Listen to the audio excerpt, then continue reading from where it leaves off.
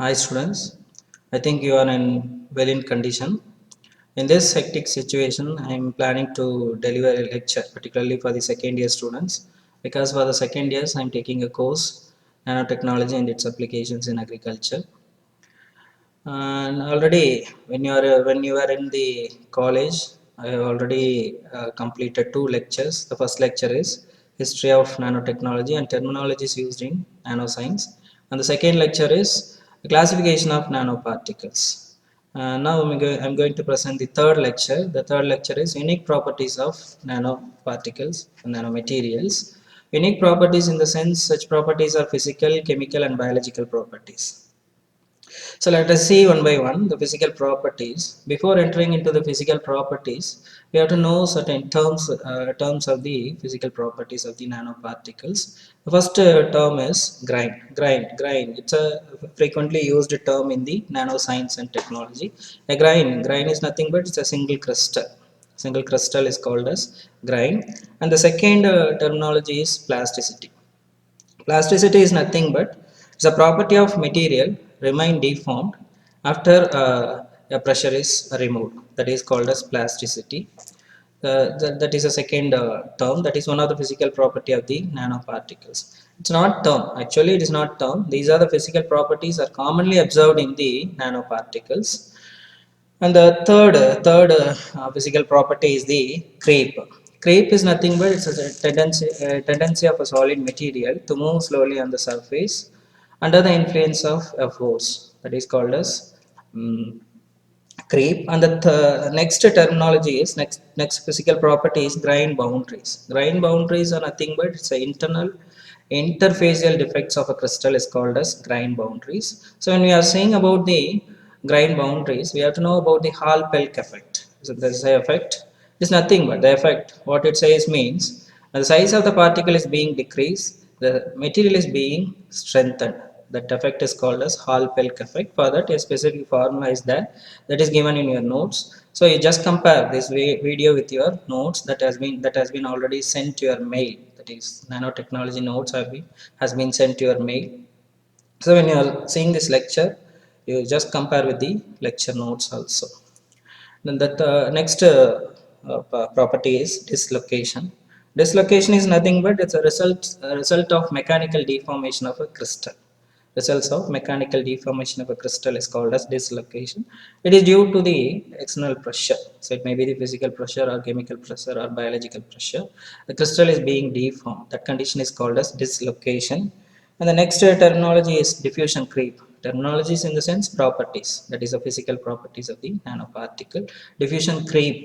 Diffusion creep is nothing but it's a migration of a crystal on a surface when under the influence of compressive force, that is called as surface creep. Then the next property is stress. Stress is nothing but is a force per unit area that's given to the crystal causing deformation. That force is called as stress. And strain is nothing but it is a it's a measure of the amount of deformation is called as stress. It's called as stress. And elasticity modules, it's a proportionality constant between stress and strain. Then the last property is the hardness. Hardness is nothing but it is how far, it's a measure of the material, how far that material is resisting to the physical change when the force is being applied on that particular material. That is called as hardness. Till now, I briefed the 10 properties, 10 physical properties of the nanoparticles. So these 10 physical properties are commonly observed in the nanoparticles. So there is no any scientific contribution about these physical properties. Nowadays, it's being generated. Scientific contributions are being identified and they have been generated for the student purpose. The next property, let us move to the next property, that is the chemical properties of the nanoparticles. Chemical properties in the sense there are two properties are being observed in the nanoparticles. The first property is the low melting point. The low melting point is a primary that's a chemical property that is being identified in the nanoparticles. Because of the smaller in size, the nanoparticles are exhibiting that lower melting point. And the second chemical property is the surface energy. Surface energy Because of the reduction in size of the particles, the surface area is being increased. Automatically, the surface force, surface energy is also being increased in the nanoparticle. That energy is called as Gibbs energy.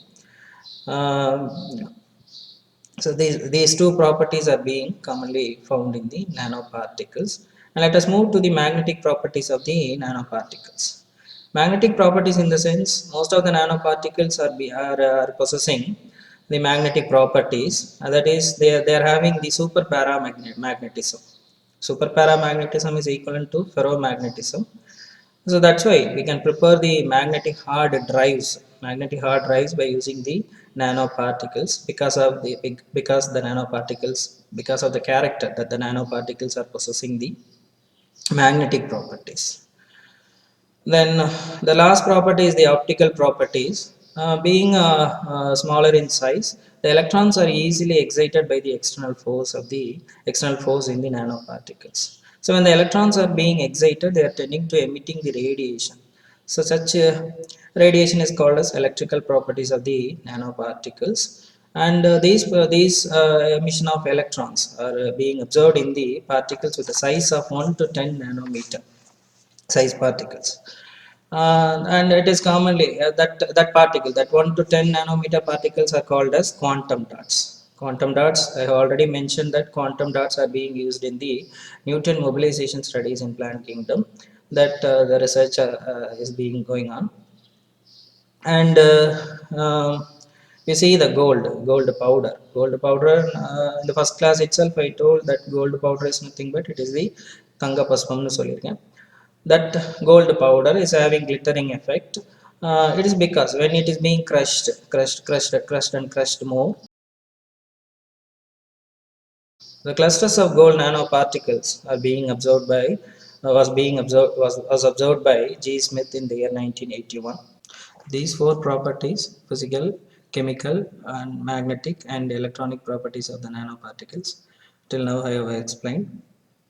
Nanotechnology is an emerging science, so you have to study from the first lecture onwards. So you have to study, then you see this video, then only you can understand the subject, because it is very difficult to understand. You just keep in your mind that is nanoparticles, it's the size of the nanoparticle is 10 to the power of minus 9 meter. So that is the size of the nanoparticle. That's an ultra microscopic particle that cannot be seen by the naked eye. So that is a basic concept. That's why certain misconceptions and misuse are being generated about the nanoparticles, being lighter in weight, being smaller in size, so easily it will be penetrating into the skin of the human body, so that it will be causing several diseases in the human body. Like that, several misconceptions and misissues are being generated day by day. So regarding unique properties, physical, chemical, magnetic, and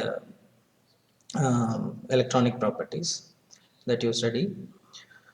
In the next lecture, I will be delivering about the biosensors. So you study from the first lecture that was delivered in the classroom itself, and second lecture also was also delivered in the classroom. And you see this video, that is the third lecture. If you have any doubt, you can contact me. I think everybody are having my number. You can call me at any time.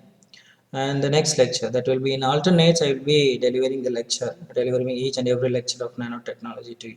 Thank you very much.